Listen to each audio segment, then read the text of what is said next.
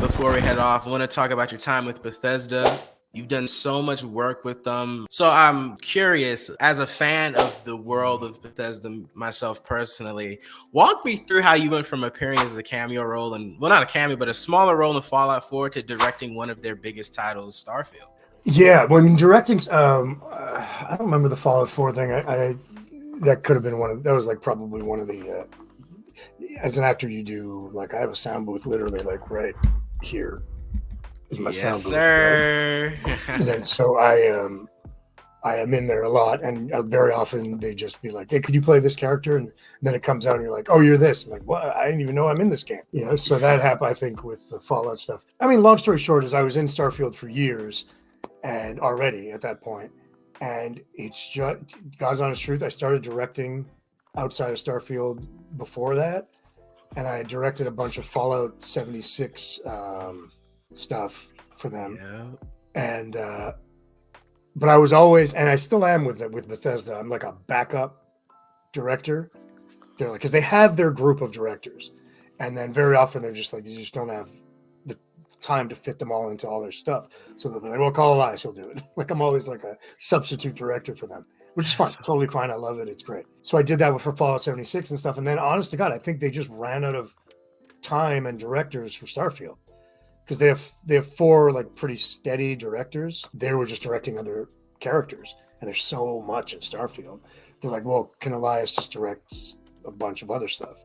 And then I came in as kind of like the fifth or sixth director, and I had, probably like 30 or 40 sessions doing just other, ancillary characters a lot. Although I did get to direct Cora in one day, which was great, because we would just read our scenes together, which is really fun. Yeah, that's how it happened. They literally just ran out of directors, and they're like, well, you know the world, you're a good director, so come in and help us.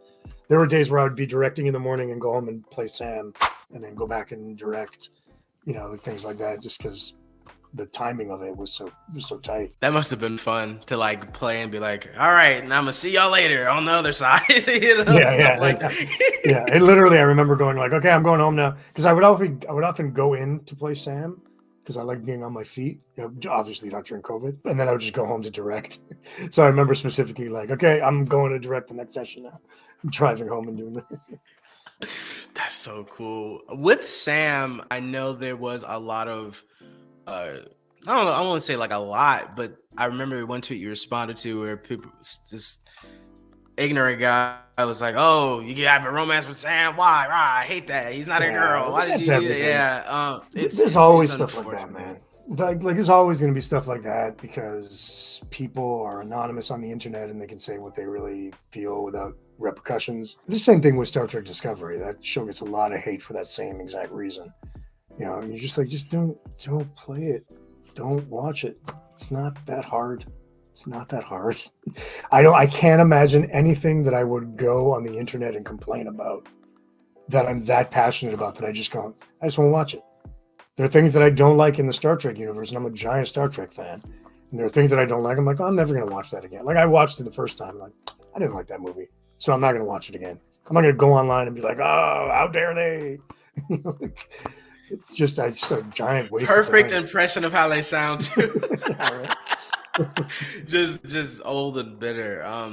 But with Sam, with you said you worked on Starfield for years and stuff. So what does the role of Sam mean to you, and how has that meaning changed during and even after its release? The only thing that changed was that Sam is the closest to me that most of the characters I've ever played.